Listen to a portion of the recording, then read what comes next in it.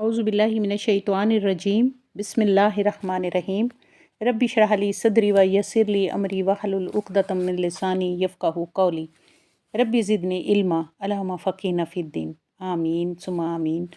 سیرت النبی کے سلسلے میں آج ہمارا دوسرا لیکچر ہے۔ آج ہمارے لیکچر کا جو ٹاپک ہے وہ ہے تعارف حضرت حلیمہ سعدیہ رضی اللہ تعالیٰ۔ آئیں دیکھتے ہیں کہ حضرت حلیمہ سعدیہ رضی اللہ تعالیٰ کون تھیں جنہوں نے آپ صلی اللہ علیہ وسلم کی بچپن میں پرورش کی۔ حضرت حلیمہ سعدیہ ایک مقدس بستی میں آباد تھیں اور یہ بستی نجد کے سرسبز و شاداب علاقے میں تھی۔ اس نجد کے علاقے کو آج کل شہتہ بھی کہا جاتا ہے۔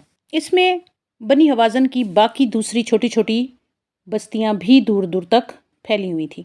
اس بستی میں آپ کا گھر 6 افراد پر مشتمل تھا، یعنی آپ کے گھرانے میں کل ٹوٹل ایک آپ کے شوہر حارث تھا ان کا نام، اور 3 آپ کی بیٹیاں تھیں، انیسہ، حذیفہ اور خزافہ، جو بعد میں شیمہ کے نام سے مشہور ہوئیں، اور ایک آپ کے شیرخوار، چھوٹا بیٹا آپ کا شیرخوار جو کہ آپ کے دودھ پر تھا، ننھا عبداللہ۔ اس دور میں جب آپ صلی اللہ علیہ وسلم پیدا ہوئے تو یہ رواج تھا عرب میں کہ عرب کی رئیس لوگوں کی بچے پیدا ہوتے تھے تو ان بچوں کو 7 دن تک تو ماں اپنا دودھ پلاتی، 8ویں دن سے مختلف دائیوں کو وہ بچے دے دیے جاتے تھے اور وہ بچے دائیاں گود لے لیتی تھیں، اور اس طرح سے یہ بچے طے شدہ مدت تک کے لیے ان دائیوں کے ہاں پرورش پاتے تھے۔ یہ اس طرح سے ان کی نشو و نما کرتی کہ وہ تندرست و توانا بھی ہوتے، ان کی جسمانی اور ذہنی نشو و نما بھی اچھی ہوتی، پھر وہ عربی زبان کی فصاحت و بلاغت بھی سیکھتے۔ جن قبیلوں میں یہ دایا گری کا رواج تھا یا جو دایا گری کے قبیلے تھے، ان میں ایک بہت مشہور و معروف قبیلہ تھا بنی سعد کا قبیلہ۔ یہ بنی سعد کا قبیلہ بنی ہوازن کی ایک شاخ تھی۔ جب آپ صلی اللہ علیہ وسلم کی پیدائش ہوئی تو ولادت کے ابتدائی 2-3 روز تو آپ کی والدہ ماجدہ محترمہ ہی نے آپ کو دودھ پلایا۔ اس کے چند روز کے بعد آپ کے چچا ابو لہب کی ایک کنیز صوبیہ تھیں، پھر یہ سعادت ان کو نصیب ہوئی تو 3 دن کے بعد انہوں نے آپ کو دودھ پلایا۔ آپ کی والدہ ماجدہ حضرت آمنہ اس انتظار میں تھیں کہ بنی سعد کی کوئی معقول دایا شاہر آئے تو اس سے آپ کی رضاعت اور ابتدائی پرورش کا معاملہ طے کیا جائے۔ حضرت حلیمہ سعدیہ ایک ان کے خاوند حارث بنی عبداللہ الاعزیٰ اور ان کا شیرخوار بچہ عبداللہ۔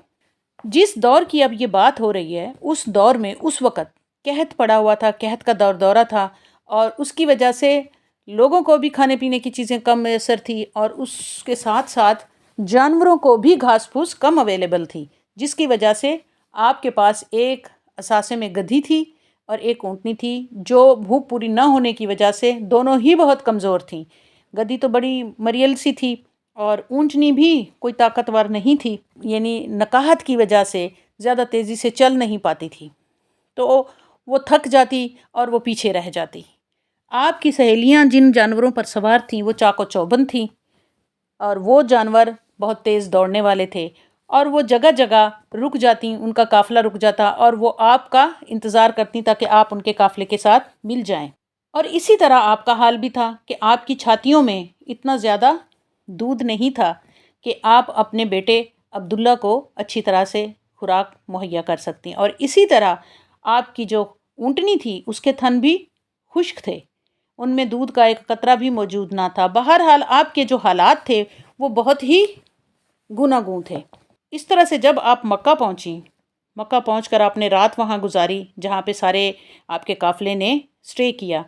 اس رات چونکہ آپ کی چھاتیوں میں دودھ بالکل نہیں تھا، خشک ہو چکی تھیں، رات بھر آپ کا ننھا عبداللہ بھوکے رہنے کی وجہ سے روتا رہا اور اس کی دل خراش صداؤں سے آپ اور آپ کے خاوند حارث گھائل ہوتے رہے۔ مکہ شہر میں داخل ہو گیا قافلہ تو عورتوں نے شہر میں داخل ہوتے ہی بڑی سرگرمی سے، بڑی تیزی سے مختلف گھروں کے چکر کاٹنے شروع کر دیے اور شیرخوار بچوں کی تلاش شروع کر دی کہ کہاں کہاں نومولود بچے ہیں اور ان کو گود لیا جائے۔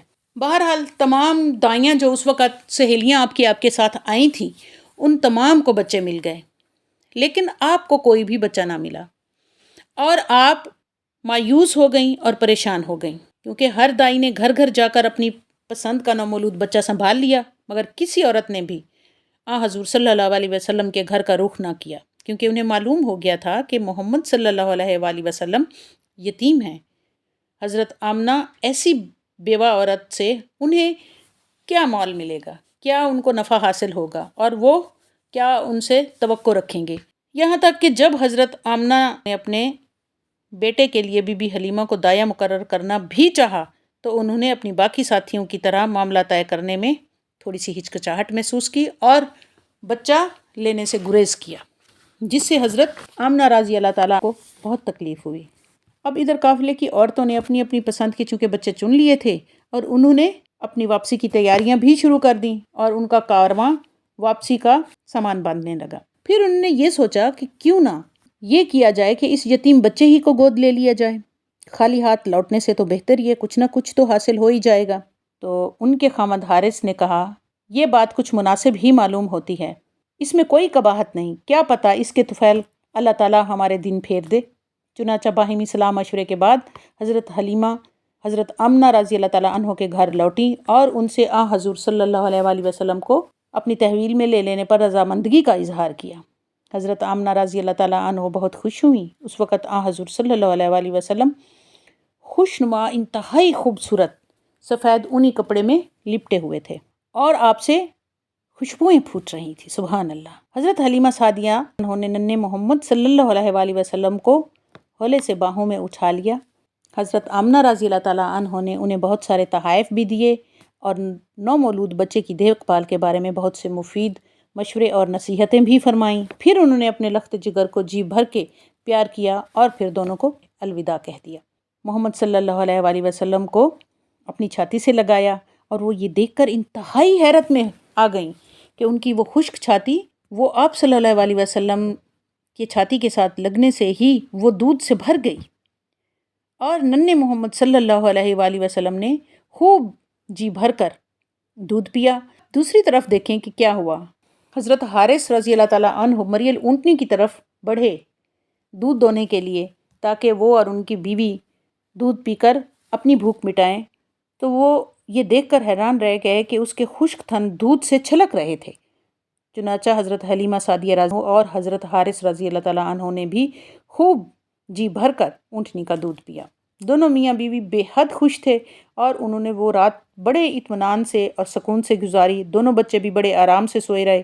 صبح ہوئی تو حضرت حارث رضی اللہ تعالیٰ عنہ بولے کہ باخدا تم تو کسی بہت ہی بابرکت بچے کو لے آئی ہو کہ اس سے ہمارے گھر میں بہت برکتیں آئیں گی۔ اور اس پر حضرت حلیمہ سعدیہ رضی اللہ تعالیٰ عنہ نے بڑے پر اعتماد اور پر مسرت انداز میں کہا بالکل مجھے بھی ایسا ہی لگتا ہے۔ اور اس طرح سے بڑی پرسکون اور بڑی آرام کی رات گزری، اور جیسے ہی اگلی صبح ہوئی تو یہ قافلہ روانگی کے لیے تیار ہو گیا۔ السلام علیکم ورحمۃ اللہ۔